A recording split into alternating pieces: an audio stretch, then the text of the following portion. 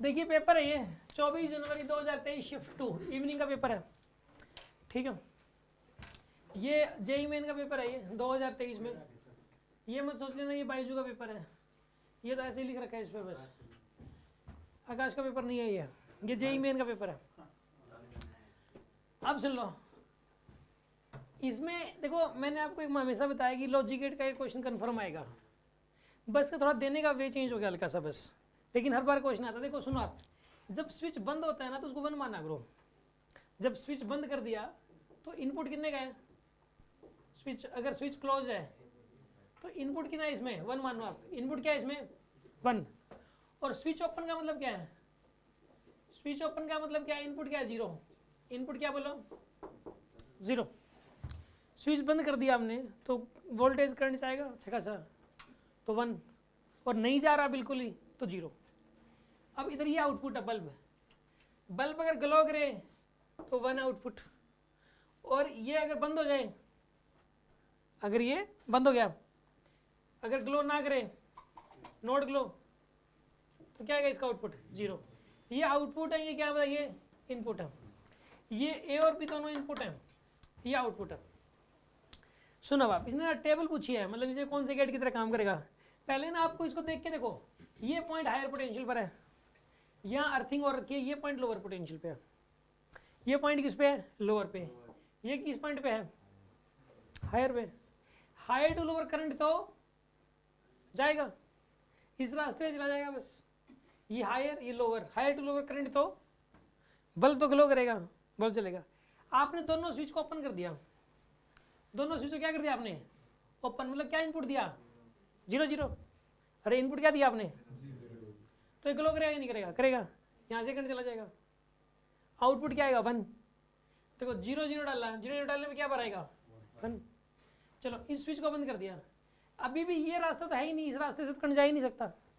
Current कौन से रास्ते से जाएगा इसी रास्ते से, ये अभी भी ग्लो करेगा। तो आपने 0 1 डाला तो आउटपुट क्या है इसमें 1। जब आपने इसको चलो ओपन कर दिया, इसको क्लोज कर दिया, मतलब इनपुट डाला 0 और 1 का। अब बताओ क्या होगा, अभी भी करंट तो इस रास्ते से जाएगा, इस रास्ते से करंट जाना नहीं है तो अभी भी ग्लो करेगा। तो 1 और 0 का इनपुट डाला तो 1 का ही आउटपुट आया। अब आपने दोनों बंद कर दिए, दोनों बंद कर दिए तो ये एक ऐसा रास्ता मिल गया करंट को जहाँ पे कोई रेजिस्टेंस नहीं लगा हुआ। इस रास्ते पे तो बल्ब लगा हुआ है, बल्ब का मतलब रेजिस्टेंस लगा हुआ है इस रास्ते पे, तो यहाँ से तो करंट जाने की बजाय यहाँ से जाएगा, शॉर्ट सर्किट हो जाएगा यहाँ पे। करंट को दो रास्ते हैं, देखो करंट को जाना है यहाँ से यहाँ तक, क्योंकि ये हायर पोटेंशियल पे 5 वोल्ट पे है, ये 0 पोटेंशियल पे है। करंट को जाना है यहाँ से यहाँ तक। अब डिपेंड करता है करंट इधर से जाए कि इधर से जाए। इधर से पहले तो ये स्विच ओपन पड़े थे, रास्ता था ही नहीं जाने का। अब दोनों ये क्लोज कर दिए, दोनों क्लोज करते एक रास्ता मिल गया करंट को जाने का, मिल गया ना रास्ता, एक प्रॉपर रास्ता मिल गया। तो सारा करंट इधर से जाएगा, इधर से जाएगा ही नहीं, 0 रेजिस्टेंस रहेगा यहाँ का तो, और सारा करंट इधर से चला जाएगा तो आउटपुट 0, ये ग्लो नहीं करेगा। तो 1 1 डाला तो आउटपुट क्या आ गया 0। अब ये देख लो कि ये टेबल किससे मैच कर रही है, कौन से गेट से मैच कर रही है, वही आंसर हो जाएगा। सिंपल सा क्वेश्चन था, टफ क्वेश्चन नहीं था, ठीक है ना। हालांकि आप इसको थोड़ा सा ना हल्का सा कॉम्प्लिकेटेड मान सकते हो। बच्चों के स्विच ऑन ऑफ में क्या मानना है ये समझ नहीं आता बस कई बार, कि ऑन बंद कर दें तो 1 लेना है, ओपन कर दें तो 0 लेना है, ये बात। ग्लो करे तो 1 लेना है, नॉट ग्लो तो 0 लेना है। इस टाइप के क्वेश्चंस कम है, मतलब है ही नहीं इस टाइप के क्वेश्चंस, इन्होंने नया बना के दे दिया। हमें इस क्वेश्चन से थोड़ा सीखने को मिला है, ठीक है, मतलब रेयर है ऐसे क्वेश्चंस। अब सुन लो अगली बात, अब ये वाला क्वेश्चन है फॉर्मूला बेस्ड है, ये फॉर्मूला बेस्ड है। ये क्वेश्चन कोई 12th का बच्चा है यहाँ पे, ठीक है जी। 1 2 आप मुझे एक बात बताओ, एक रोड है, अगर उसको किसी मैग्नेटिक फील्ड, पहले तो एक रोड है उसको चलाया जाए किसी मैग्नेटिक फील्ड में, यूनिफॉर्म मैग्नेटिक फील्ड बी का है, यूनिफॉर्म मैग्नेटिक फील्ड बी का है, उसमें एक एल लेंथ की रोड है कंडक्टिंग रोड, उसको वी की स्पीड से चलाया जाए तो इसके अंदर एक बैटरी लग जाती है, मैंने कहा था इसके अंदर एक इंड्यूस्ड ईएमएफ की बैटरी लग जाती है। उस इंड्यूस्ड ईएमएफ की वैल्यू क्या होगी, कौन बता सकता है? रट्टा मार रखा है, मैंने पूछा क्या है, बता कुछ और रहे हो। हाँ जी बीएलवी नोट, बिल्कुल बीएलवी। मैंने पूछा कुछ और था, आप कुछ और बता रहे हो। इसके अंदर जो है ना, मैंने ये पूछा कि एक मैग्नेटिक फील्ड बी है, एक रोड है एल लेंथ की, वी की स्पीड जा रही है, तो उसके अंदर एक बैटरी है बीएलवी की। इस टाइप के क्वेश्चंस, इसकी एक स्पेशल डीपीपी है इस टाइप के क्वेश्चंस की, उसमें मैंने सिर्फ ये वाले क्वेश्चन डालने हैं। और उसी डीपीपी के अंदर, उस डीपीपी में 2 कॉन्सेप्ट पढ़ाए गए हैं बस। एक कॉन्सेप्ट ये पढ़ाया गया है कि अगर एक रोड घूमे, एक रोड घूमना शुरू कर दे ओमेगा की एंगुलर वेलोसिटी से, तो उसके अंदर भी एक बैटरी लग जाती है। कितने की बैटरी लग जाती है? हाँ जी, कितने की बैटरी लग जाती है? एक रोड है, एक अपने एंड के अबाउट ऐसे घूम रही है मैग्नेटिक फील्ड में, उसमें भी एक बैटरी लगेगी, उस बैटरी का ईएमएफ कितना होता है?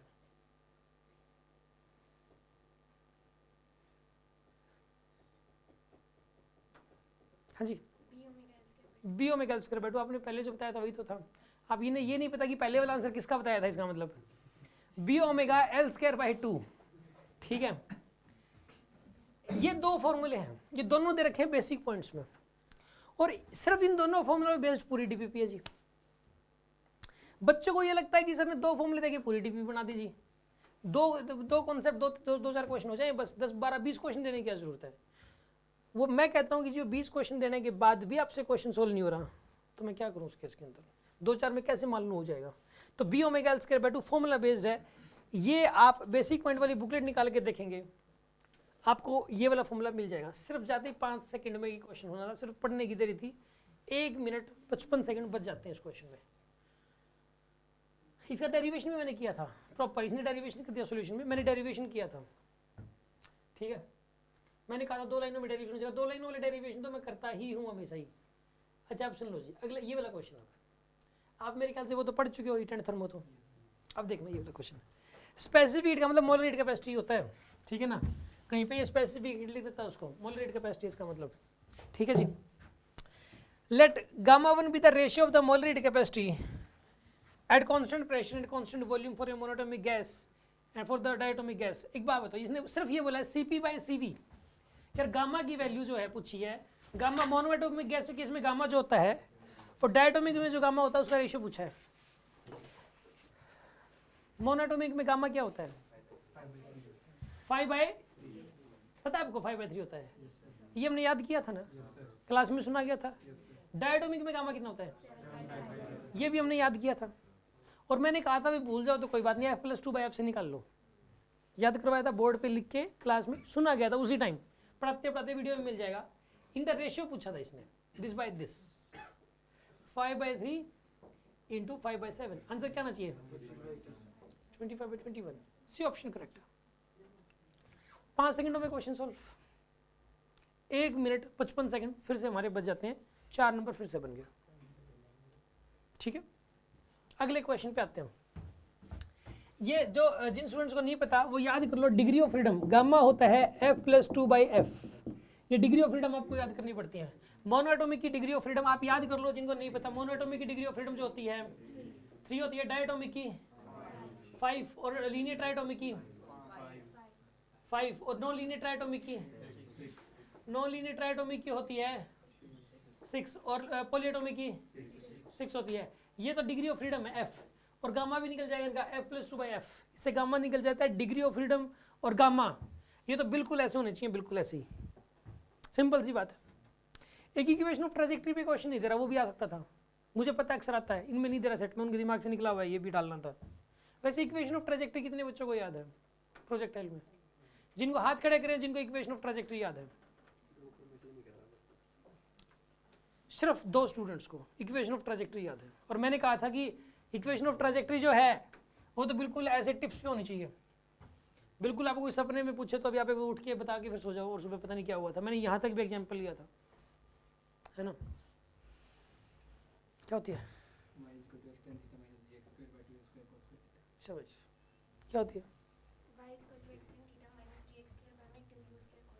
शाबाश। पढ़ने वालों की संख्या थोड़ी सी है, लेकिन कोई ना, थोड़े कम रिजल्ट आ जाएंगे। अब सुन लो भाई अगला क्वेश्चन। अब एक बात बताओ, ये वाला क्वेश्चन है, देखो अब ये वाला क्वेश्चन चलने वाला है, सेम क्वेश्चन आपको डीपी में मिल जाएगा और क्लास नोट्स में मिल जाएगा। अभी ना ये अगर ये डिस्कस ना कर रहे होते तो शायद ये कल पिछली क्लास में हो चुका होता है। ये सेम क्वेश्चन है, क्लास के अंदर भी और डीपी में दोनों में दे रखा है। आप पिछले साल की कॉपी जैसे 1-2 बच्चे पहले पढ़े हुए हैं और ये +2 के बच्चे बैठे हैं, अपनी कॉपी चेक कर सकते हैं। सेम क्वेश्चन क्या मिलेगा सुनो आप, ये वाला जो क्वेश्चन है, right angle triangle has current 2 ampere, the edge length are shown in the figure, magnetic field is acting in the plane of the triangle, the magnetic force on the wire is, magnetic force पूछा है कौन से wire में, AB wire पे पूछा है। Magnetic force on the wire A B, पूरे पे कितना हो जाएगा कोई बताएगा? नेट फोर्स पूरे पे कितना हो जाना चाहिए? 0 होगा, 0 होगा नेट फोर्स। तो ड्रॉपर को नहीं पता, वो दिमाग ना लगाओ, अभी नहीं पढ़ाया मैंने। +2 वालों को पता है नेट 0 था, क्योंकि कभी करंट कैरिंग लूप किसी एक्सटर्नल मैग्नेटिक फील्ड में रखते हैं तो नेट फोर्स पे 0 होता है। और एक वायर पे क्या होता है, फॉर्मूला क्या होता है इसका? हाँ जी 12th वाले स्टूडेंट्स, एक वायर है अगर करंट कैरिंग वायर है, एक फॉर्मूला होता है, और इसके ऊपर पूरी डीपी पूरी क्लास एक, इसके ऊपर पूरा मैंने एक फेज के अंदर प्रॉपर एक क्लास लिख रखी है, magnetic force on A current carrying wire, पूरा चैप्टर क्लास ही बना दी पूरी की पूरी, उसके ऊपर पूरी एक डीपी भी बना दी कि, और उसकी जो सबसे बेसिक बात है, उसके जो 20 क्वेश्चन है उसमें जो सबसे आसान क्वेश्चन है, 19 तो टफ है, उसके ऊपर क्वेश्चन दे दिया जिन्होंने। इसके ऊपर मैग्नेटिक बी है, करंट आई, लेंथ एल, इसके ऊपर कितना मैग्नेटिक फोर्स लगेगा, कितना लगता है? हाँ जी I into L cross B vector form में, श्योर स्केलर फॉर्म में आई एल बी हो जाएगा, I L B sine theta होता है, यहाँ पे तो परपेंडिकुलर है तो आई एल बी हो जाएगा, आई एल बी मल्टीप्लाई करना था बस आपको, और कुछ भी नहीं करना था। आई की वैल्यू कितनी है 2, लेंथ की वैल्यू 5 सेंटीमीटर मीटर में कन्वर्ट कर लेना, और मैग्नेटिक फील्ड दे रखा है 0.75 टेस्ला, लेकिन मैग्नेट किधर दे रखा है इसने? In the plane of triangle दे रखा है, मैग्नेट फील्ड इधर दे रखा है, ये अलग बात है थोड़ी सी, देखो मैग्नेट इधर दे रखा है, मैं अक्सर परपेंडिकुलर दिए हुए हैं, तो क्या करोगे आप, इसे कंपोनेंट ले लोगे आप, इसका जो ये वाला कंपोनेंट आएगा ना इधर वाला, ये लेना है बस आपको, आई एल बी हो जाएगा, फिर ये कंपोनेंट लेना, ये वाला कंपोनेंट नहीं लेना क्योंकि तो लेंथ के पैरेलल हो गया, और फिर ये वाला कंपोनेंट बी में आई एल बी जो लगाओगे, बी में ये वाला कंपोनेंट पुट कर देना बस। और एक बात बताओ, ये 5 है, ये 12 है, 13, ये जो ट्रायंगल होती है ना, ऐसी जो ट्रायंगल होती है, इसमें जो एक एंगल होता है वो 37 होता है, 5 के सामने वाला, 5 के सामने वाला एंगल कितना होता है यहाँ पे? नहीं, तो 3 के सामने वाला 37 था, इसमें तो ये वाला एंगल कितना हो जाएगा यहाँ पे? 90 हो जाएगा। तो कोस थीटा कितना आ जाएगा? कोस थीटा निकाल लो आप, वैसे लिख लोगे cos theta, B cos theta, ये वाला एंगल थीटा है जैसे इसका, तो ये वाला एंगल थीटा, ठीक है ना, तो ये वाला एंगल अगर थीटा है तो ये वाला एंगल कितना हो गया? तो ये वाला एंगल कितना हो गया? थीटा। तो थीटा की वैल्यू निकालनी है, तो कोस थीटा निकालना है। कोस थीटा क्या हो जाएगा बताइए? परपेंडिकुलर अपॉन बेस, पर ये थीटा है तो ये परपेंडिकुलर हो गया, ये बेस हो गया, 5/13 आएगा, 5/13 परपेंडिकुलर अपॉन हाइपोटेन्यूज, सॉरी 5/13 आएगा, ये कोस थीटा लिख दोगे 5/13। तो यहाँ पे आई एल बी, तो आई की वैल्यू कितनी यहाँ पे? 2 एम्पियर, लेंथ कितना है यहाँ पे? 5/100, मैग्नेटिक फील्ड कितना है यहाँ पे? 0.75 into cos theta, cos theta 5/13, question solve है ये वाला। कोस ये मैग्नेटिक फील्ड तो इधर है ना, इसका इधर वाला कंपोनेंट लेना है ना, इधर वाला लेंगे ना, और एंगल मैंने ये वाला लेके चल रहा हूँ, साइन क्यों लोगे आप? अगर ये वाला थीटा लेके चल रहा होता मैं तो फिर साइन थीटा लेते हैं। ये तो बी की वैल्यू है, ये सर थीटा तो लिया ही नहीं हमने, साइन थीटा तो 1 हो गया 90 डिग्री है। क्या हो गया, क्या कर रहे हो यार? ये 5/13 ए बी वायर की बात हो रही है, ए बी वायर पे कितना मैग्नेटिक फोर्स लगेगा उसकी बात हो रही है, तो ए बी वायर के परपेंडिकुलर वाला मैग्नेटिक फील्ड लेना है। तो ए बी वायर ऐसे है, इसके मैग्नेटिक परपेंडिकुलर मैग्नेटिक फील्ड तो ऊपर की तरफ होगा, और मैग्नेटिक फील्ड इधर रखा है इसने, मैग्नेटिक फील्ड इधर दे रखा है, इधर दे रखा है मैग्नेटिक फील्ड, ये वाला इस लाइन के पैरेलल दे रखा है मैग्नेटिक फील्ड, ऐसे समझ आ रही है बात आपको? तो मैंने ये वाला एंगल कंसीडर करके चला था, तो यानी बी कोस थीटा वाला कंपोनेंट हो गया बस, तो ये बी कोस थीटा है। अब समझ आ गया आपको? ये वाला एंगल लेके कंसीडर करोगे ना तो बी साइन थीटा लेके चलना पड़ेगा फिर आपको, ठीक है यार? ये वाला जो क्वेश्चन है आई एल बी लगना है इसमें बस, और कुछ भी नहीं। और इसकी जो प्रैक्टिस है वो हमने काफ़ी सारी कर रखी है, काफ़ी सारी, मतलब आ जाएगी, अगला जो आएगा अभी पे उसके अंदर। अब ये क्वेश्चन आपने कर लिया ना, जब मैं ये पढ़ाऊंगा तो आपको ज़्यादा समझ में आएगा, आप सोचोगे हाँ यार ऐसा क्वेश्चन आया हुआ था, अब आगे भी आ सकता है, तो आप कॉन्सेंट्रेट करोगे उस चीज़ पे। अभी आएगा ये वाला टॉपिक, सॉल्व कर लो यार, आंसर आ जाएगा इससे, कैलकुलेटर से करो, अभी इतना टाइम थोड़ा ना है, यहाँ पे कोई कंपटीशन थोड़ा ना लगा हुआ है, कैलकुलेटर से करो जल्दी। फिर एक 9/130 को सॉल्व कर लेना, करना सॉल्व। देखो 5 गुना तो 10, ये कैंसिल हो गया, ये आ जाएगा यहाँ पे, ये भी कैंसिल करो तो 0.5 कर दो, 0.75 इंटू 0.5/13 करो आप,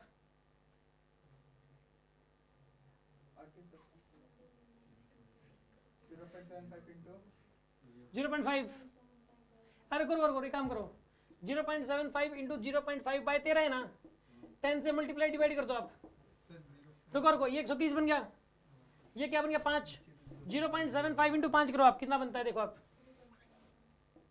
नीचे में 0.1 0.13 क्यों आएगा नीचे? सही बात है यार, 13 सेंटीमीटर था ये तो। नहीं कोस थीटा लिखा था मैंने। कोस थीटा क्या होता है? या तो दोनों जगह 5/13 हो जाएगा या फिर सही बात है, 5/13 आएगा यहाँ पे। 7.5 मल्टीप्लाई 5 करो आप, करना एक बार 7.5 इंटू 5 करना एक बार। 37.5 रुको एक बार सोल्व कर लेते इसको, 6 सोल्व करते हैं। रुको 7.5 into 5, रुको रहने दो तुम, 37.5. इसको 6 सोल्व कर लेते हैं। रुक जाओ, देखो अच्छे से कर ही लेते हैं इसको। कोई ना कोई कैलकुलेशन मिस्टेक होगी आपको लगेगा कि भाई राइट एंगल ट्रायंगल है, इसमें से करंट जा रहा है 2 एम्पियर का, इस तरीके से इधर जा रहा है इसमें, और ये इधर जा रहा है करंट इसमें से जा रहा है, ये 2 एम्पियर इधर जा रहा है। चलो, the edge length as shown in the diagram, magnetic field is acting in the plane of the triangle. इधर है मैग्नेट 0.75 टेस्ला का, इधर है मैग्नेटिक फील्ड 0.75 टेस्ला का। मैंने क्या किया था कि ये वाला जो एंगल है ये थीटा ले लिया, ये वाला एंगल थीटा ले लिया जी, ताकि बी है तो बी को क्या, ये क्या हो जाएगा कंपोनेंट बी कोस थीटा, इधर आएगा B sine theta. B sine theta तो इसकी पैरेलल हो गया, इसकी वजह से कोई मैग्नेटिक फोर्स लगेगा नहीं। अब सुनो, ये थीटा है तो ये थीटा, तो इस ट्रायंगल के हिसाब से अगर ये थीटा लेके चल रहे हो तो ये बेस हो गया, ये हाइपोटेन्यूज हो गया, तो कितना हो जाएगा बताइए कोस थीटा की वैल्यू? बेस अपॉन हाइपोटेन्यूज 12/13 आएगा ये, क्योंकि बेस बाय बेस ये है, तभी गलत हो रखा था। कोस थीटा 12/13 हो जाएगा। अब सुन लो, अब क्या होता है बताइए मैग्नेटिक फोर्स का फॉर्मूला, आई एल, बी की जगह क्या लिखोगे यहाँ पे? B cos theta. आई की वैल्यू कितनी यहाँ पे? 2। लेंथ कितनी है इसकी? 5/100। मैग्नेटिक फील्ड कितना है इस केस में? 0.75। और कोस थीटा कितना है यहाँ पे? 12/13। अब देखो एक काम करो, नीचे 130 है इसमें, हम एक बार इसमें 130 ले आते हैं, हमें तो आंसर ही मैच कराना है एक बार तो इसके अंदर जो है ना ये 0 हटा दिया एक, तो ये 7.5 बन जाएगा यहाँ पे, नीचे 130 बन गया। अब ऊपर वालों को मल्टीप्लाई करो आप, 5 गुना तो 10, 10 गुना 7.5 मल्टीप्लाई बाय 12, और नीचे क्या बन रहा है ये 130। कुल गड़बड़ लग रही है ना? सर वो 0.075 अच्छा एक 0 हटाई थी तो 0.075 हो जाएगा। करो अब कितना बन रहा है? 9 बन रहा है ना, हो गया सोल्व। 9/130। हल्की सी कैलकुलेशन। अब देखो ये वाला क्वेश्चन है, इसकी हो सकता है आपसे कैलकुलेशन फंस जाती, हालांकि आपको आता होगा ये वाला क्वेश्चन, तो भी कैलकुलेशन फंस सकती थी। जब मुझे जैसे इतना टाइम लग गया थोड़ा कैलकुलेशन करने में, जल्दबाजी करते इसलिए मिस्टेक हो जाती है, फिर एग्जाम का प्रेशर भी होता है। तो यार कुछ क्वेश्चन तो आप ऐसे गलत करके आओगे जो आपको आते होंगे, सीधी सी बात है, कुछ आते ही नहीं होंगे और कुछ एक समझ ही नहीं आएंगे उसमें से,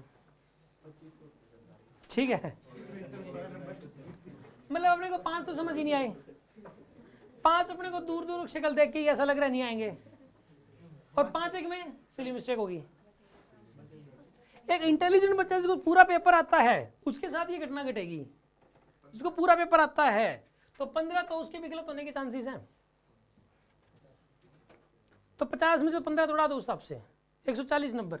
तभी तो कहते हैं 140 तक लेना आसान होता है, 140 के बाद एक नंबर बढ़ाना 140 लेने जितना ही मुश्किल है। 140 से 150 जो ना रियल में मतलब 40 नंबर, अगले 40 नंबर बढ़ाने जैसा है। 100 से 140 आने में जो एनर्जी लगती है वो 140 से 150 में लगती है, और 150 से 155 पे जाने में उतनी एनर्जी लगेगी जितनी 100 से 140 में लगी थी। तो आगे एनर्जी थोड़ी बढ़ती चली जाती है, रीजन यही होता है उसका, क्योंकि सिली मिस्टेक्स और ये सब तो उसमें। लेकिन ऐसे बच्चे को तो सारी चीज़ तो टिप्स पे ही होती है ना, तब जाके जिसको टिप्स पे नहीं है वो तो फिर 100 से नीचे ही है फिलहाल, तो इसका मतलब तो ये है। चलो anyway, steel is use to build the big structures, ये बात सही है बिल्कुल, स्टील ही यूज होता है, कोई भी बिल्डिंग बनती है। ये एक नॉर्मल है ना, जनरल बेस्ड क्वेश्चन है, जनरल इन्फॉर्मेशन बेस्ड। स्टील बहुत ज़्यादा, जब भी कोई बड़े स्ट्रक्चर बनेंगे या बड़े बड़े टावर होते हैं, आप दिल्ली बॉम्बे में जाओगे तो आपको बड़े बड़े टावर दिखाई देंगे, उनमें ना जो महंगी बिल्डिंगें होती हैं ना, जहाँ पे 1-1, 2-2 करोड़ के फ्लैट होते हैं, आप उनसे रेट पूछोगे ना जी, फ्लैट का रेट, वो कहेगा जी 1 करोड़। 1 करोड़ जाता नहीं है, ऐसा क्या है इसमें 1 करोड़ आए 1 करोड़, तो वो कहेगा जी इसमें ना, इसमें जो है ना वो कहेगा कि ना इसमें टाटा का स्टील लगा हुआ है, टाटा स्टील। टाटा स्टील मतलब जो है बोलेगा, तो कहने का क्योंकि टाटा का स्टील आता है इतना महंगा है, स्टील यूज होता है उनके अंदर बहुत ज़्यादा, ठीक है ना। कहने का इसमें तो कोई डाउट ही नहीं था कि चलो जनरल इन्फॉर्मेशन थी कि स्टील यूज होता है। और स्टील ही क्यों यूज होता है? क्योंकि उसका जो गामा होता है, जो वाई होता है ना, यंग्स मॉडुलस, वो ज़्यादा होता है। जिसका यंग्स मॉडुलस ज़्यादा होगा ना, उसी को यूज़ करेंगे। अगर कोई और हमें ऐसा मटेरियल मिल जाए जिसका जो वाई है, जो यंग्स मॉडुलस है, वो ज़्यादा हो, तो हम, और स्टील से सस्ता आता हो, उसकी लाइफ भी हो और वाई ज़्यादा हो, तो वो ज़्यादा बेटर रहेगा स्टील की जगह। लेकिन अब सबसे बेटर अब तक स्टील ही है। ये एक जनरल इन्फॉर्मेशन पे था बेस्ड। मॉडुलस का क्या काम आएगा सर, किसमें यूज होगा? यंग्स मॉडुलस तुमने यार क्या होता है कि इससे इलास्टिसिटी बढ़ जाती है। इलास्टिसिटी उतनी ज़्यादा होगी जितना वाई ज़्यादा होगा। इलास्टिसिटी, इलास्टिक लिमिट बढ़ गई, बिल्कुल सही बात है, इलास्टिक लिमिट बढ़ गई। इलास्टिक और जल्दी से टूटेगा नहीं, वो वापस है ना अपनी उसी पोजीशन में आ जाएगा। कोई भूकंप भूकंप आएगा ना, वो तो पता चले तो परमानेंट, मतलब जैसे वो मुड़ गया तो परमानेंट मुड़ गया, वो तो हल्का सा मुड़ेगा तो वापस रिगेन करने की क्षमता होगी उसके अंदर। वापस बिल्डिंग हल्की सी ऐसे होगी तो वापस इधरने की क्षमता हो जाएगी उसके अंदर। तो स्टील के अंदर तो भूकंप की वजह से बिल्डिंग थोड़ी सी ऐसे होगी, हल्की सी ऐसे होगी। तो जो सरिये लगे हुए थे नीचे से लेके ऊपर तक, हम कहते हैं ना अभी अर्थक्वेक रेजिस्टेंट है बिल्डिंग। तो अर्थक्वेक रेजिस्टेंट का मतलब क्या है भाई? आपने 20 मंजिल ऊंची बिल्डिंग बना दी तो गिरेगी नहीं क्या? वो अर्थक्वेक रेजिस्टेंट क्या करते हो तुम लोग उसके अंदर? उसको करते क्या? वो नीचे से लेके ऊपर तक सरिया होता है, और एक नहीं होता, हजारों लाखों सरिये होते हैं। और कहते सर एक सरिया इतना लंबा, वो जोड़ जोड़ के बना देते हैं इतना लंबा सरिया, जोड़ जोड़ के इतना लंबा सरिया बन गया। अब क्या हुआ कि सरिये हैं। अब क्या हुआ कि भूकंप आया, भूकंप आया तो ये जब पूरी भूकंप में जमीन ऐसे हो जाती है थोड़ी सी। अब जमीन मान लो 1 डिग्री होगी, 1 डिग्री होना बहुत ज़्यादा होता है वैसे। 1 डिग्री ऐसे हो जाए ना जमीन, शहर के आधे कर गिर जाएंगे, और वो तो फिर बस 20 मंजिल ऊंची बिल्डिंग है, ठीक है ना। तो क्या हुआ कि उसके अंदर क्या हुआ कि जो बिल्डिंग है वो 1 डिग्री ऐसे होगी, तो वो बिल्डिंग फिर भी नहीं गिरेगी, क्योंकि वो किसने होल्ड की हुई है बताइए? पूरी बिल्डिंग सरियों ने पूरी बिल्डिंग होल्ड कर ली, और पूरी बिल्डिंग सरियों ने होल्ड कर ली, और सरिये वापस आने की क्षमता रखते हैं क्योंकि वो स्टील के बने हुए, वाई ज़्यादा है। सर ये लोहे के नहीं होते क्या? स्टील के, लोहे के यूज कर लो। अपनी यहाँ 3-4 मंजिल में तो लोहे के यूज करेंगे अपन, फिर क्यों स्टील के यूज करोगे? अबे तुम्हारे घर में अगर यूज हुए तो लोहे के यूज हुए हैं। हाँ, वो आज तक हमने लोहे के यूज किए हैं। क्यों? मैंने देखे नहीं कभी सर ये सब। वो इसलिए नहीं देखे, अपने यहाँ पे जरूरत नहीं है यार। अपने यहाँ मंजिल बनती तो नहीं 3-4 मंजिल ऊंची बिल्डिंग से।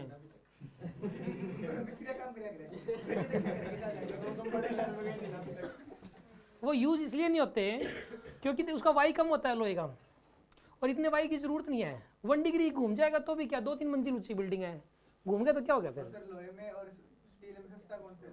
लोहा सस्ता है, बहुत सस्ता है लोहा। स्टील बहुत महंगा है यार, है ना। इस केस के अंदर और थोड़ा सा फर्क पड़ेगा। अगर तुम ये चाहते हो अपने जो आप घर बनाओ उसको अर्थक्वेक रेजिस्टेंट बनाना चाह रहे हो, लोहे का सरिया तो हो सकता है मुड़ गया, वापस ठीक होगा ही नहीं, निचरा हो तो जाता है, वो भी हो जाता है, लेकिन उसकी इलास्टिसिटी फिर भी स्टील के मुकाबले लोहे से काम चल जाता है। अपने यहाँ पे कुछ मंजिल ऊंची बनानी हो 2-3 मंजिल तक, तो लोहे से काम चल जाएगा, अदरवाइज स्टील यूज़ होगा, और फिर वो कॉस्टिंग बढ़ जाती है उस हिसाब से। फिर वो टाटा वाला सबसे महंगा, सबसे अच्छी क्वालिटी है, मतलब उसकी क्वालिटी का कोई कंपैरिजन है नहीं टाटा के सरिया का, ज़बरदस्त। रेट का ही बहुत फर्क है।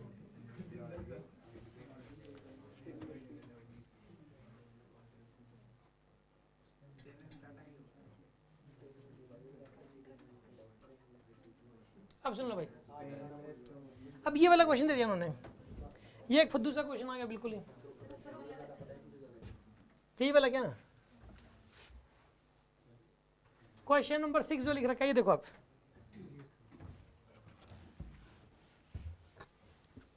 सिक्स में क्या लिख रखा है? 2 वेक्टर्स दे रखे हैं, एक तो ये वाला,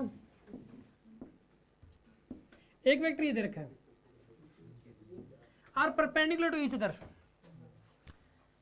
ठीक है ना। m की वैल्यू पूछिए, m equal to root x की वैल्यू पूछिए। यार एक बात बताओ, जब 2 वेक्टर परपेंडिकुलर होते हैं तो उनकी खास बात क्या है? कोई खास बात? 2 परपेंडिकुलर वेक्टर्स की, किनका डॉट प्रोडक्ट 0। ये बात तो हम इतनी बार यूज कर चुके हैं, इसके इतने सारे क्वेश्चंस हैं कि 2 परपेंडिकुलर वेक्टर्स का डॉट प्रोडक्ट 0 होता है, 0 होता है, 0 कई बार देख चुके हैं वेक्टर्स की डीपीपी के अंदर, ऐसे कई सारे क्वेश्चंस हैं। और ऐसे ही m की वैल्यू निकालनी हो तो 2 परपेंडिकुलर तुमका डॉट प्रोडक्ट 0 करना होता है, बस कर दो। इनके डॉट प्रोडक्ट कैसे करोगे वैसे भी बताओ, कैसे करोगे इनका dot product? a1 a2 plus b1 b2 plus c1 c2 से इनका डॉट प्रोडक्ट हो जाएगा। सिंपल सा क्वेश्चन है, m की वैल्यू आ जाएगी, उसका अंडर ले लेना, x की वैल्यू आ जाएगी आपके पास, ठीक है ना। अंडर नहीं लेना, उसका स्क्वायरिंग कर देना, x की वैल्यू आ जाएगी। अब सुन लो जी अगली बात, अगला क्वेश्चन, मतलब ये ऊपर वाला जो क्वेश्चन था एक जनरल इन्फॉर्मेशन थी कि डॉट प्रोडक्ट जीरो, ये भी एक बेसिक पॉइंट में दे भी रखा है हमने। अगला क्वेश्चन सुना आप। अगला क्वेश्चन क्या है, द डिस्टेंस ऑफ द अर्थ,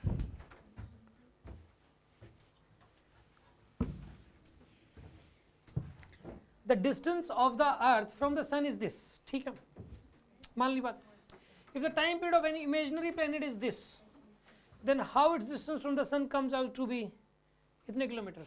ये सीधी सी बात है, डिस्टेंस और टाइम पीरियड की बात हो रही हो तो कौन सा फॉर्मूला लगेगा, केपलर का थोड़ा लगेगा, T square is directly proportional to, यही फॉर्मूला 2 बार लगा के रेशो ले लो बस, केपलर का थर्ड लो। इस टाइप के क्वेश्चन जो है हम लोग कर चुके हैं, डीपीपी के अंदर है। ये जो T square directly R cube, ये बहुत बार आपसे सुना हुआ। अच्छा, इसमें प्रोपोर्शनलिटी कांस्टेंट कितनों को याद है, ईमानदारी से बताएं।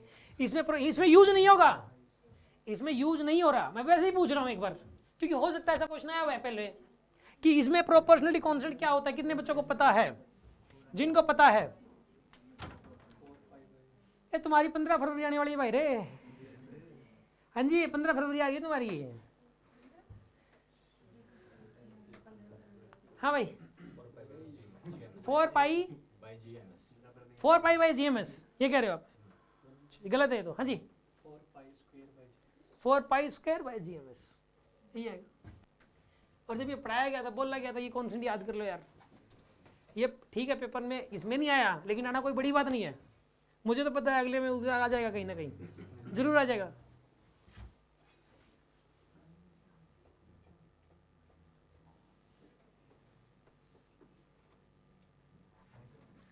अरे जो मैंने काम दे रखा है, मैंने इनको ये क्या रखा था कि 15 फरवरी तक सिर्फ डीपीपी और बेसिक पॉइंट क्लास नोट्स ये कर रखे हैं, तो मेरे मैं सिलेक्शन गारंटी है, मैं लिख के दे दिया था मैंने, स्टाम्प पे साइन सुइन जो भी करवाने करवा लो। अरे एक और बात बताऊँ, 75% बच्चे अगली 15 फरवरी तक करके दिखा देना, इस 15 फरवरी को छोड़ो। हाँ हाँ, ये काम आसान है क्या यार, याद करने बैठोगे तो पता लगेगा, ढंग से याद भी करोगे, समझोगे, करोगे, फिर भूल के खड़े हो जाओगे, नहीं होता, नहीं हो सकता। मुझे पता था, ये 2 महीने पहले आए थे, कहते तो 15 दिन का काम है, मैंने 15 फरवरी का टाइम दे दिया, कहाँ से हो जाएगा 15 फरवरी को, मेरे को तो पता है इस बात का। हाँ जी, अब सुन लो अगली बात, अगला क्वेश्चन।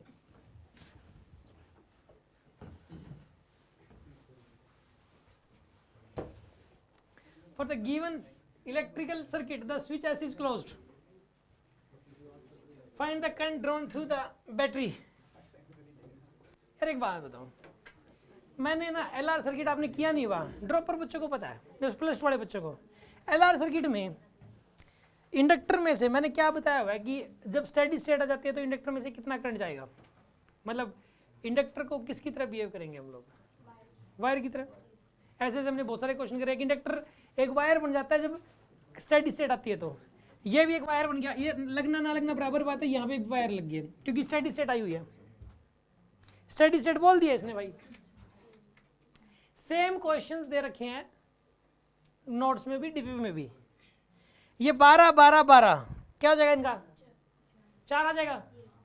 E/R कर दो, कितना करने निकलेगा, 3, आंसर 3,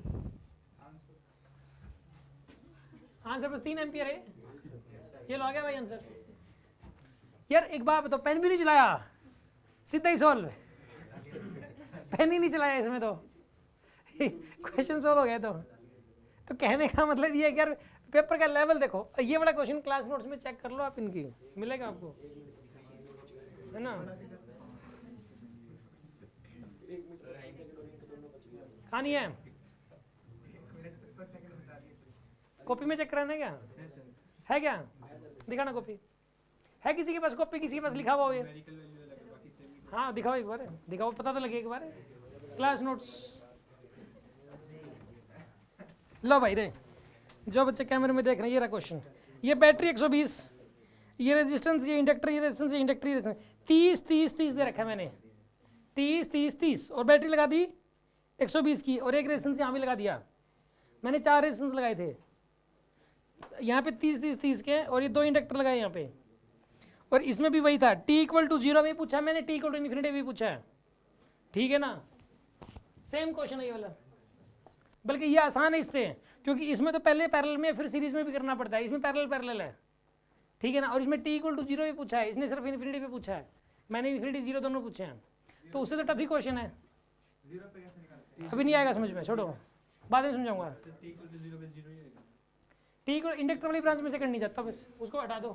t = 0 आ जाता है ना, ये पेपर में आ सकता है, इस ब्रांच में से और इस ब्रांच में से कट नहीं जाएगा, यहाँ से जाएगा, बस 1 एम्पियर का आंसर आ जाएगा। ये भी मन में करने वाला क्वेश्चन है। फिर इसी में अगर t = 0 बोलते तो 1 एम्पियर आंसर आना था। ऐसे में मैथ्स तो ये वाली कॉपी जो है, ये मुझे पता नहीं था इसके पास कॉपी है, पिछले कई सारे क्वेश्चन एचडीज मैच हो जाएंगे इसमें। मैग्नेटिज्म है क्या आपके पास? ये मैग्नेटिज्म इसमें है क्या?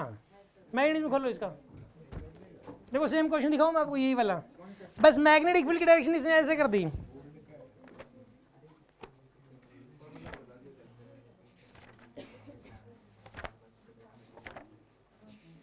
ये मिल गया भाई।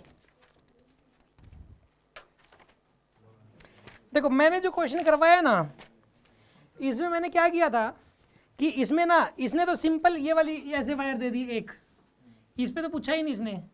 मैंने पता क्या वायर का पूरा एक ऐसे दे दिया, ऐसे कर दिया, फिर ऐसे, फिर ऐसे, फिर ऐसे, फिर ऐसे, फिर ऐसे, फिर ऐसे, फिर ऐसे, फिर ऐसे करके ऐसे कर दिया, और सब पे ही पूछ लिया, पूरे पे नेट पूछ लिया। तो इसमें अलग अलग पार्ट पे निकाल के भी आप कर सकते हो, जैसे इसमें, ठीक है ना। एक ट्रायंगल वाला क्वेश्चन भी तो करवाते तो इसने लिख रखा है क्या, एक ये वाला क्वेश्चन देखो ऐसे करके ऐसे कर दिया, ठीक है ना। इसमें एक शॉर्टकट भी बता रखा है यार। ये देखो कितने सारे क्वेश्चन करा रखे हैं इस ILB के ही, 1 2 3 4 5 6 7 क्वेश्चन ILB करवा रखे हैं। एक क्वेश्चन का इसमें आएगा भी म्यू, अभी पिछले paper μ0 I1 I2 by 2 pi d, मैंने पिछले बैच में डिस्कस किया था। सेम क्वेश्चन ये रहा, मैंने 3 वायर हैं, उसमें थी 2 वायर सुबह, इससे पहले वाले बैच में 11th के बैच में, उसमें 2 वायर थी, इसमें 3 वायर है। तो ये वाला मुश्किल हुआ ना, वो तो आसान हुआ ना। तो कहीं ना कहीं कॉपी के जो क्वेश्चन है उसी को थोड़ा आसान करके फिर आ रहा JEE में, समझ रहे हो।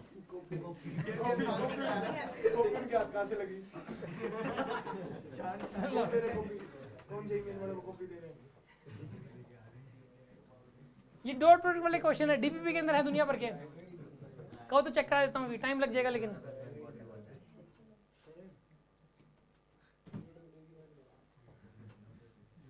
अब ये देख लो यार, ये वाला क्वेश्चन जो हम क्या करते हैं, बेसिक क्लास जो होती है ना, जब बच्चे पहली क्लास के अंदर, तुम आए थे ना, तुम दोनों, मैडम ने करवाया था तुम्हें पहली क्लास में ही, वो तुमने खुद ही कर दिया।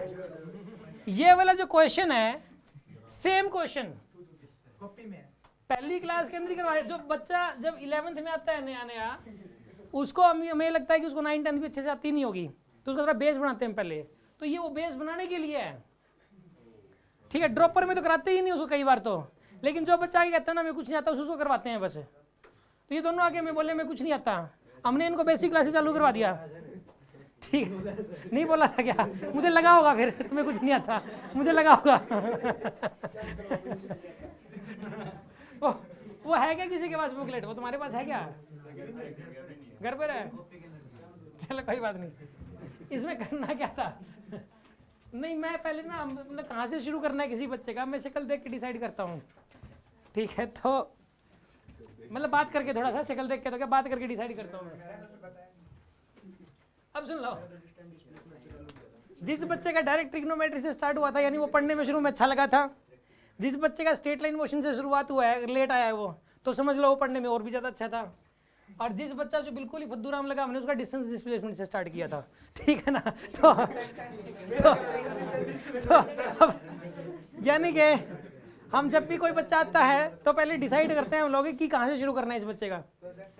चलो हाँ जी, अब इधर देखो, ऊपर देखो आप, इसमें जो है ना VT ग्राफ है, ये कौन सा ग्राफ है? ये वाला VT ग्राफ। इसके अंदर डिस्प्लेसमेंट और डिस्टेंस दोनों निकाल सकते हो। डिस्प्लेसमेंट तो कैसे निकलेगी, इस एरिया से निकलेगी ना, ठीक है ना। ये डिस्प्लेसमेंट निकालनी है तो ये दोनों पॉजिटिव लेने हैं, और ये वाला कैसे लेना है, नेगेटिव। और अगर डिस्टेंस निकालनी है तो तीनों ही पॉजिटिव लेने हैं, बस हो गया क्वेश्चन सॉल्व, ठीक है ना। एरिया निकालना होता है। जिसको ये समझ में ना आया हो तो पहले बेसिक क्लास कर लेना वो वाली। 11th की पहली ट्रायल के अंदर आ जाना, यही करवाएंगे। 11th की भी ट्रायल स्टार्ट होंगी, मतलब जैसे नहीं, नीट के बाद नहीं, अप्रैल से स्टार्ट हो जाएंगी। देखो अब सुन लो,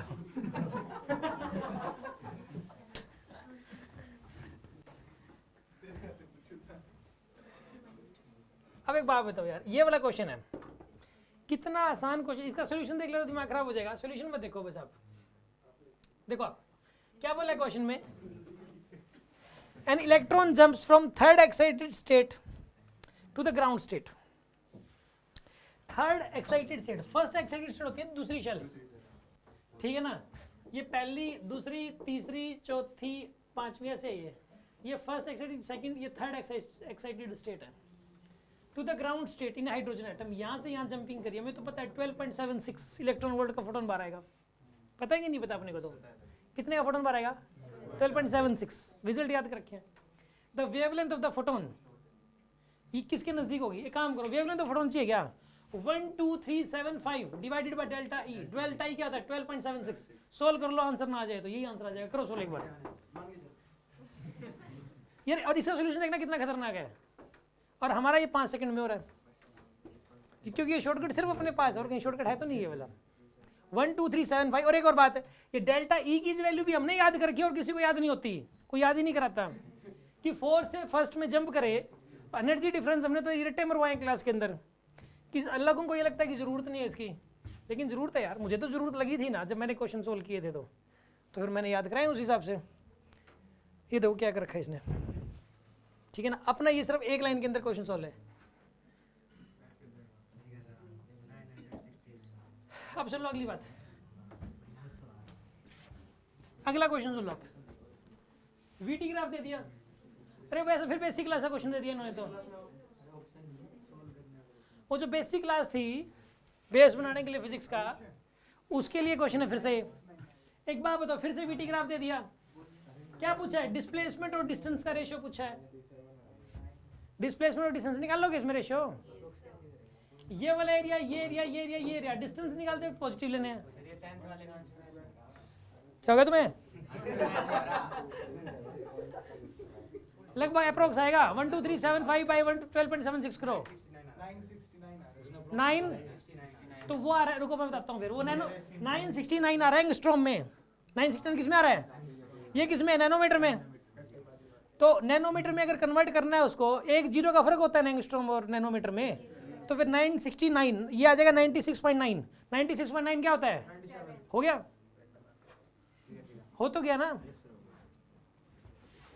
हाँ जी भाई, कोई कंफ्यूजन है तो बोल दिया करो यार, उसी टाइम है, तुम तो सोचते रहते हैं, हाँ बाहर जाके बोलते हैं। सुन लो एक बार बताओ, ये वाला क्वेश्चन में है क्या कुछ, आपको ना इस क्वेश्चन को देख के वैसे ये लग रहा होगा कि यार ये पेपर जेई मेन का सर ने कुछ मैनिपुलेट तो नहीं कर रखा, क्वेश्चन बदल दिए और जेई मेन लिख दिया, ऐसा लग रहा है ना इसको देख के, कितनों को लग रहा है ऐसा,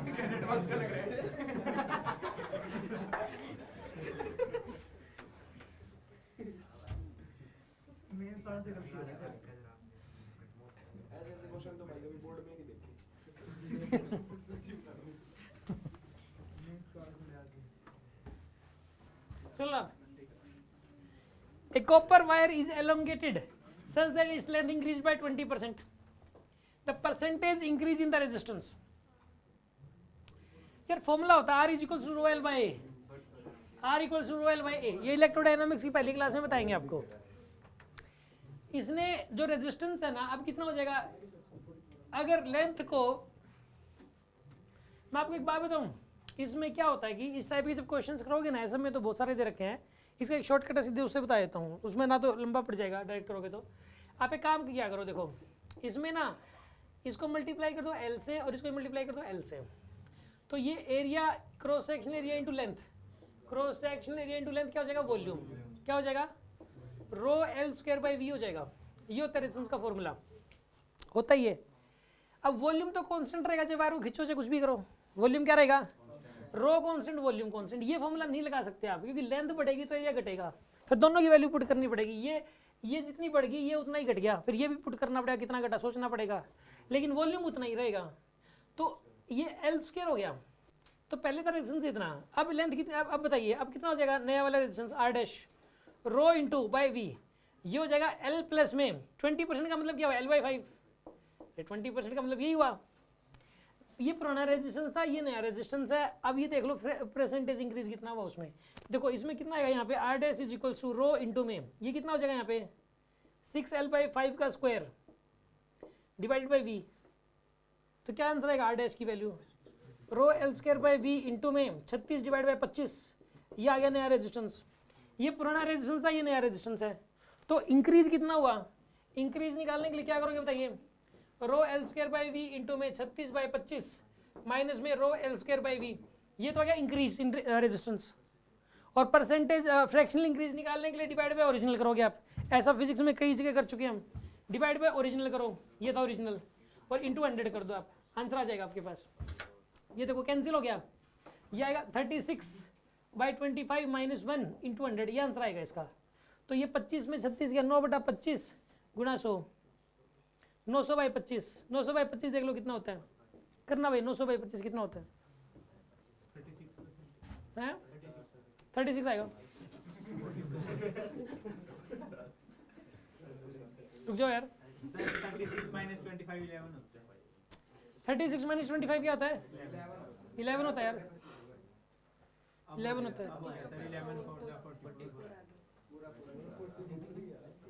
क्या 44 आ रहा है, उसका कैलकुलेशन मिस्टेक थी ना यार, छोटी मोटी, ठीक है ना, हो जाता है यार ऐसा, तो कोई बात नहीं, समझ रहे हो बात को। अच्छा सुनो, आप परसेंटेज इंक्रीज की बात कई जगह हो चुकी है।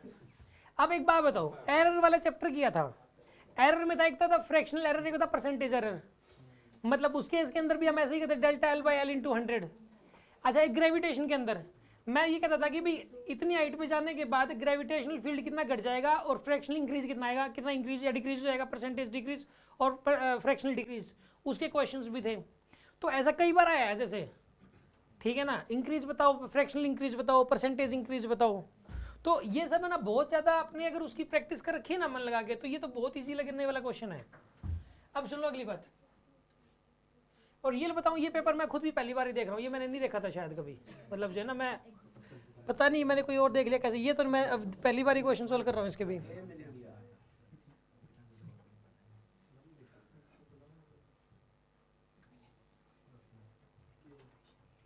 अब सुनो, ये वाला क्वेश्चन है, ये देखो, अब ये कुछ नहीं है, ये वाला क्वेश्चन फॉर्मूला बेस्ड, देखते ही सीधा टिक मार्क, ठीक है ना, मतलब शक्ल देख के पता लग जाता है कि टिक मार्क करने वाला क्वेश्चन है, ठीक है। सुन लो आप, अच्छा एक बात बताओ, ये एक्सेलरेशन, क्योंकि मैं कैसे बता सकता हूँ सीधा टिक मार्क, मैंने कैसे बताया, क्योंकि मैंने देखो एक तो ये दिख गया मुझे, एक्सेलरेशन ड्यू टू ग्रेविटी की बात हो रही है, आई डॉट डेफ देख लिया मैंने तो, और यहाँ भी आई डॉट डेफ देख लिया, मैं समझ गया अब तो। फॉर्मूला एक बात बताओ, अर्थ के केस में एच हाइट पे ग्रेविटेशन फील्ड और एच डेप्थ पे ग्रेविटेशन फील्ड है ना, वो फॉर्मूले लग रहे हैं उसमें, ठीक है ना, दोनों में घटता है। और इसमें क्वेश्चन अक्सर यही आता है कि ऊपर वाले में आता है -2h/r, नीचे वाले नहीं, ऊपर वाले में क्या आता है -2h/r, और नीचे में -h/r आता है। तो इसमें कम तेजी से घटता है, ऊपर जाने पे ज़्यादा तेजी से घटता है। ऊपर 1 किलोमीटर चले जाओ तो ज़्यादा घटेगा, नीचे 1 किलोमीटर जाओ इतना नहीं घटेगा, लेकिन घटेगा पक्का उसमें भी। बस ये क्वेश्चन सोल्व है। ये बताओ आप पहले तो, एच हाइट पे ग्रेविटेशन फील्ड का फॉर्मूला कितने बच्चों को पता है, अर्थ के सरफेस से एच हाइट पे ग्रेविटेशन और डेप्थ पे डेप्थ पे ग्रेविटेशन फील्ड का फॉर्मूला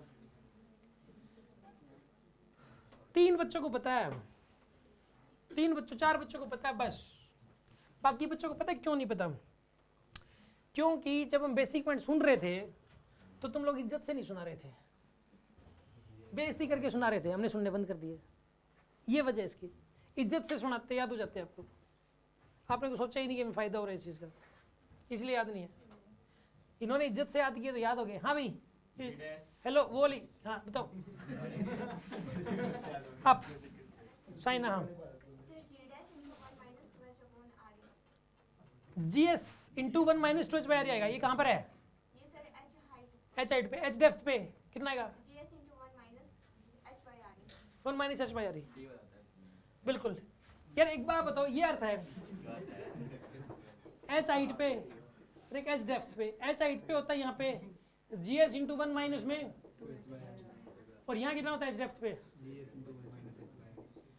इसमें माइनस में ये ज्यादा माइनस हो रहा है, 2 हो रहा है साथ में, तो ऊपर जाने में ज्यादा तेजी से घटेगा, नीचे जाने पे कम तेजी से घटेगा, घटेगा दोनों में, बस वही हो गया। देखो एक्सेलरेशन क्या है इसमें, acceleration due to gravity decreases with both height and depth from the surface, बिल्कुल सही बात है, दोनों केस में घटता है, ठीक। फिर बोला कि the height and depth are equal for 2 points, height जितनी उतनी depth from the surface of earth, then acceleration due to gravity will be same at both points. ऐसा नहीं होता। ये कह रहा है कि आप 10 किलोमीटर ऊपर चले गए तो जितना ग्रेविटेशन फील्ड होगा 10 किलोमीटर नीचे भी उतना ही होगा, ये कह रहा है। पहली बात तो फॉर्मूले से पता लग रहा है, फॉर्मूले में डाल के देखो सेम वैल्यू नहीं आएगी, फॉर्मूले में डाल के देख लो सेम वैल्यू नहीं आएगी, गलत हो गया ये। साफ साफ पता है, फॉर्मूला पता है हमें, साफ साफ फॉर्मूला बेस्ड क्वेश्चन है और कुछ नहीं है इसके अंदर, ठीक है ना। अब सुनो अगली बात, अगला क्वेश्चन, ये वाला क्वेश्चन डीपीपी के अंदर दे रखा है एज इट इज। डीपीपी है किसी के पास इलेक्ट्रोस्टैटिक्स की?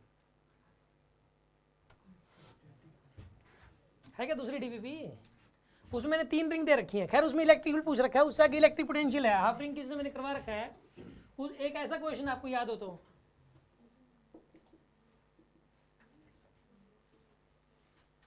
इस पे चार्ज है, यहाँ चार्ज है, यहाँ चार्ज है, और यहाँ पूछा गया। ये क्वेश्चन मैंने खुद ने बनाया था, कहीं से कॉपी नहीं किया था इस क्वेश्चन को। ये इलेक्ट्रिक फील्ड में सेकंड डीपीपी में, सेकंड डीपीपी में सेम क्वेश्चन है। इसमें 2 आर्क है, इसमें 3 आर्क थी। खैर उसमें इलेक्ट्रिक फील्ड था, इसमें इलेक्ट्रिक पोटेंशियल के क्यू बाय आर लगना है। मैंने आर्क का भी बताया हुआ है, उसमें लिखा हुआ है बेसिक पॉइंट्स में। आर्क की वजह से एक बात बताओ यार, सारा चार्ज है तो आर डिस्टेंस पे ना, आर का एक रेडियस क्या है इसका आर 5, वो मैटर नहीं करता इसमें। ये सारा चार्ज है और कितने डिस्टेंस पे सारा चार्ज, तो पोटेंशियल क्या है के क्यू बाय आर आएगा, के क्यू बाय। तो यहाँ पे चार्ज कितना हो जाएगा, ये तो चार्ज डेंसिटी दे रखी है इसने, रेडियस r1 है, तो इसकी लेंथ हो जाएगी पाई r1 और इसकी लेंथ क्या हो जाएगी पाई r2। चार्ज डेंसिटी क्या है लैम्डा, तो इस पे चार्ज कितना गया टोटल लैम्डा पाई r2, इस पे टोटल चार्ज कितना गया लैम्डा पाई r1। इस रिंग पे टोटल चार्ज पता लग गया, इस पे रिंग टोटल चार्ज पता लग गया। यहाँ पोटेंशियल निकालना है, निकाल लोगे, कैसे निकलेगा, के क्यू बाय आर से, के इंटू में क्यू की वैल्यू कितनी हो जाएगी यहाँ पे लैम्डा पाई r1 बाय में r1, ये पोटेंशियल हो जाएगा इसकी वजह से। तो इसकी वजह से क्या पोटेंशियल हो जाएगा बताइए, के इंटू में लैम्डा पाई r2 बाय r2। बस सोल्व करो, आंसर आ गया। के की वैल्यू 1 पर देखो, r1 से r1 गया, r2 से r2 गया, के को 1/4 पाई एप्सिलॉन पुट कर दो आप, आंसर आ जाएगा, ठीक है ना। पुट करो यार, 1/4 pi epsilon into lambda pi plus 1/4 pi epsilon not into में लैम्डा पाई, पाई से pi cancel, lambda by 4 epsilon not lambda by 4, तो लैम्डा बाय 2 एप्सिलॉन आंसर आ जाएगा, लैम्डा बाय डी ऑप्शन। 10 से 15 सेकंडों का है ये, 10 सेकंड मान लो, 1 मिनट 50 सेकंड फिर बचते हैं आपके। अब सुनो अगला केस, क्वेश्चन नंबर 15। जो इलेक्ट्रोमैग्नेटिक वेव्स पढ़ोगे तो इलेक्ट्रोमैग्नेटिक वेव्स में बार बार एक चीज इंपॉर्टेंट है जिसके ऊपर क्वेश्चन आते हैं इसके अंदर, ओमेगा इज इक्वल टू वही है, ओमेगा इक्वल टू के भी याद कर लो चाहे तो। मैं बताता हूँ, इन्फॉर्मेशन देता हूँ, इलेक्ट्रोमैग्नेटिक वेव मैंने इस बैच में भी पढ़ाया तो है नहीं, फिर भी समझ में आ जाएगा। एक इलेक्ट्रिक फील्ड वेक्टर है, एक इलेक्ट्रोमैग्नेटिक वेव है, ये उसका इलेक्ट्रिक फील्ड वाला कंपोनेंट है, ये मैग्नेटिक फील्ड वाला है। उसमें इलेक्ट्रिक फील्ड मैग्नेटिक फील्ड दोनों ऑस्किलेट करते हैं एक दूसरे के परपेंडिकुलर, ई बी और वी तीनों एक दूसरे के परपेंडिकुलर होते हैं। उसमें एक बात होती है कि ई बाई बी की वैल्यू हमेशा स्पीड ऑफ लाइट के बराबर होती है। किसी भी पॉइंट पे किसी भी टाइम पे इलेक्ट्रिक फील्ड और मैग्नेटिक फील्ड का रेशियो हमेशा स्पीड ऑफ लाइट के बराबर रहेगा। यही उसके अंदर एक मतलब जिससे वो बनते हैं क्वेश्चंस, एक एनर्जी डेंसिटी के न्यूमेरिकल बन सकते हैं, एक ये वाला बन सकता है कि E by B is equal to C, चाहे E not by B not equal to C, मतलब इलेक्ट्रिक फील्ड की peak value by magnetic field की peak value is equal to speed of light, ये होता है। स्पीड ऑफ लाइट को V भी बोल सकते हो। एक तो ये वाला फॉर्मूला यूज होगा इस क्वेश्चन करने में, एक ओमेगा इज इक्वल टू के भी शायद यूज हो जाएगा, ठीक है ना। देखो इसने बोला क्या था वैसे, which is the correct option यार, ये सी है ना, सी स्पीड ऑफ लाइट है, ये स्पीड ऑफ लाइट को क्या लिख सकते हो ओमेगा बाय के, क्या लिख सकते हो इसको बताइए। बस अब देख लो मैच कर जाएगा इसमें, कौन सा मैच कर रहे हो देखो आप, बी इसको इधर ले जाओ, इसको इधर ले जाओ, बी मैच कर जाएगा। सिंपल सा क्वेश्चन है, अगेन 10 सेकंड 5 से 10 सेकंड का क्वेश्चन है ये वाला। ये वाला है, इसके अंदर ये इलेक्ट्रोडायनामिक्स में आएगा, बट एक इलेक्ट्रोडायनामिक्स के जो इजीएस्ट क्वेश्चन उनमें से है ये वाला, ठीक है ना। इलेक्ट्रोडायनामिक्स के इजीएस्ट क्वेश्चंस के अंदर है कैसे, resistance of each volt meter is 400 ओम, ये 400 ओम का है, ये 400 ओम का है। Find reading of any one volt meter, यार रीडिंग पता है क्या, इसके अक्रॉस पोटेंशियल डिफरेंस बताना है। वोल्ट मीटर क्या बताता है, खुद के अक्रॉस पोटेंशियल डिफरेंस बताता है। जो बच्चे 12th वाले उनको आराम से समझ में आ जाएगा। एक काम करो, पहले ये देखो करंट कितना जाएगा इसमें से। 400 और 100 का इफेक्टिव निकाल लो आप, कितना आएगा 400 और 100 का?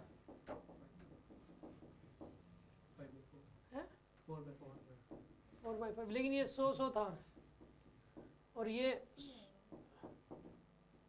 80 आएगा, इसका 80 आ गया, इसका भी कितना आ गया 80 160। तो करंट कितना चला? ये 9/16। करंट कितना गया इसमें से? 9/16।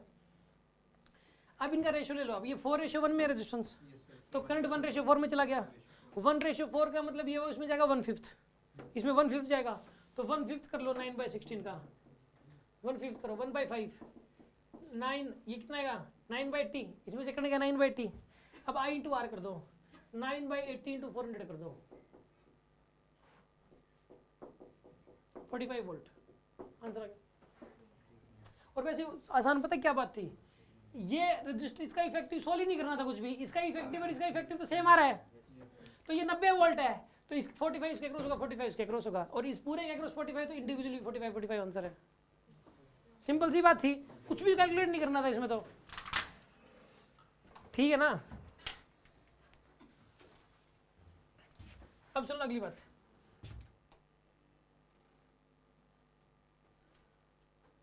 मुन्नी पे आएगा क्वेश्चन। ये मैंने कराया नहीं आपको, मुन्नी शायद है ना, 12th वाले बैच में हो गया था। देखो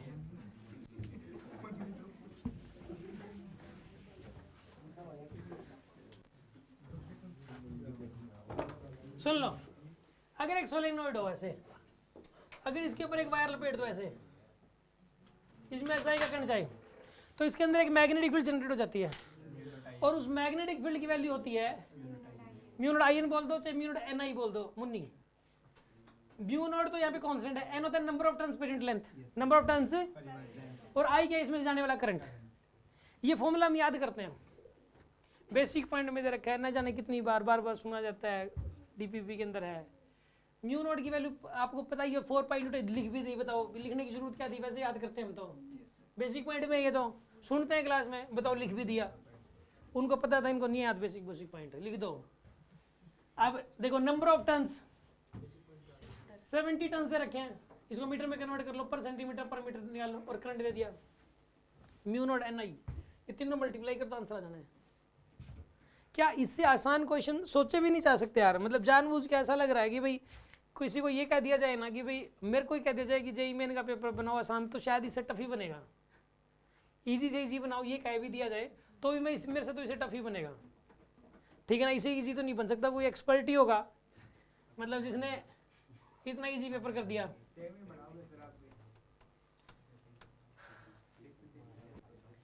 A ray of parallel white light incidence on the convex lens and color gets separated, this phenomena is called chromatic effect। पता है क्या होता है यार, लेंस पे ये जनरल इंफॉर्मेशन है, लेंस पे चाहे मिरर पे लाइट पड़ती है ना, तो वो कई सारे कलर्स में डिवाइड हो जाती है, वहाँ पे भी कलर बन जाते हैं। इस फेनोमेना को क्या बोलते हैं, और कई बार ब्लड इमेज बन जाती है, ब्लड क्या स्कैटरिंग तो फैलना होता है, इधर उधर लाइट बिखर गई, लाइट आई मतलब, और उसमें इधर उधर फैल जाए वो, तो रैंडमली इधर उधर फैले, उसको तो बोलते हैं स्कैटरिंग।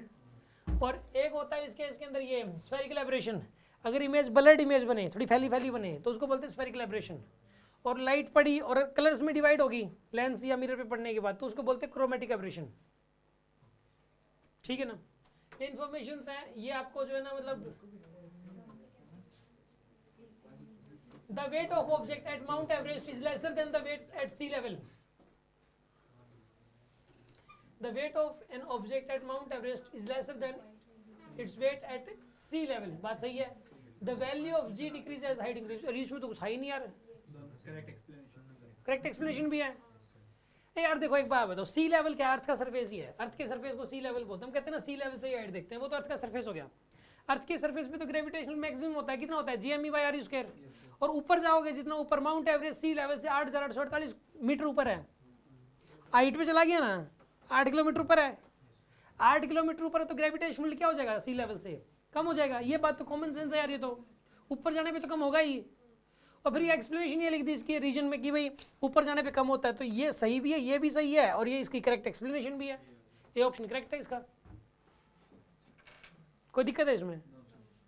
ये वाला क्वेश्चन पहले वाले क्वेश्चन से सेम नहीं है, ये दोनों क्वेश्चन एक ही कॉन्सेप्ट पे दे दिए इसने, दो क्वेश्चन एक सिंगल कॉन्सेप्ट पे दे रखे हैं, ठीक है ना, फॉर्मूला बेस्ड है दोनों ही।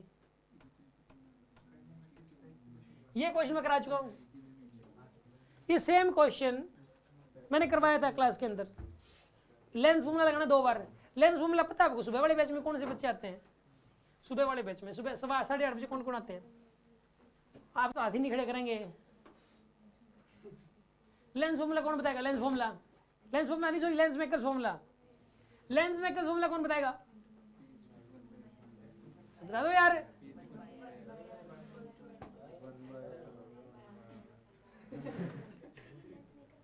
n1 divided by f into is equal to n2 minus n1 into 1 by r1 minus 1 by r2 होता है ना। इसको 2 बार लगाना है बस, क्वेश्चन सॉल्व है ये। सुन, अब करते हैं इसको। ये वाला सेम क्वेश्चन यार डीपीपी में, यार सेम क्वेश्चन डीपीपी निकालना एक बार, लेंस मेकर्स फॉर्मूला की डीपीपी निकालो एक बार। ये वाला फॉर्मूला है। A convex lens has refractive index 1.5, तो अंदर रिफ्रैक्टिव इंडेक्स क्या है? n2 की वैल्यू दे दी इसने, फोकल लेंथ दे दी एयर में 20 सेंटीमीटर, ठीक है। तो एयर में यानी n1 की वैल्यू 1 लेनी है, तो ये 20 हो जाएगा। ये कह रहा है कि 1/20 is equals to 1.5 minus 1 into 1/r1 minus 1/r2। पहले तो ये लगाना आपको, ये पहली इक्वेशन। अब दूसरी इक्वेशन क्या लगानी है? इसको किस में डुबो दिया? पानी में।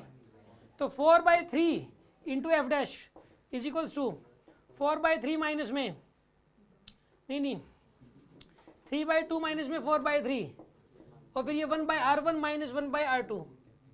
इसकी वैल्यू यहाँ से निकल जाएगी और वो यहाँ पुट कर दो, एफ डैश की वैल्यू आ जाएगी। लेंस मेकर्स फॉर्मूला 2 बार लगाना है बस आपको। किस में था मैडम? टेस्ट में था, डीपीपी में था? डीपीपी में भी है, टेस्ट में भी है और एसटीएस में भी है, तीनों में सेम क्वेश्चन है। एसएम में भी है। सोचने वाली बात है यार। क्या कैपिलरी? नहीं आया तो नहीं आया, आने को आ सकता है। तो मैंने एक ही फॉर्मूला करवा रखा उसका 2s cos theta by r रोजी, उसी से आएगा तो आ सकते हैं। नहीं आया तो क्या बात होगी? आ सकता है। कैपिलरी का क्वेश्चन आएगा तो कह दिया 2s cos theta by r रोजी पे आएगा, हमें पता है इस बात का, ठीक है ना। और तो कहाँ से आएगा? उसमें एक ही फॉर्मूला है बस, उसमें ले देके। ये लेंस मेकर्स फॉर्मूला में एक ही फॉर्मूला है, मतलब ये वाला एज इट इज। मतलब इसमें ना ये फोकल लेंथ 20 की वजह कुछ और हो सकती है, सेम स्टेटमेंट सेम चीज हर जगह दे रखी है, ठीक है। लेकिन मेरे को लग नहीं रहा कोई बच्चा करके आया होगा, सोचने वाली बात है। हर जगह दे दिया, डीपीपी में, बेसिक पॉइंट में तो नहीं है, डीपीपी में, एसएम में, टेस्ट में और एसटीएस में, चारों में देने के बाद भी सोचने वाली बात है भाई। देखो टीचर में दिक्कत है कि बच्चों में दिक्कत है?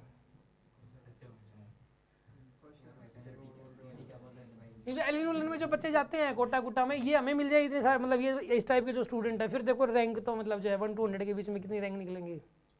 हमारे पास वो स्टूडेंट होते हैं तो ये तो देखते ही नहीं, तो डिस्कशन ही नहीं हो रहा होता, ये तो आते होते हैं सारे बच्चों को, ठीक है ना। हो गया डिस्कस।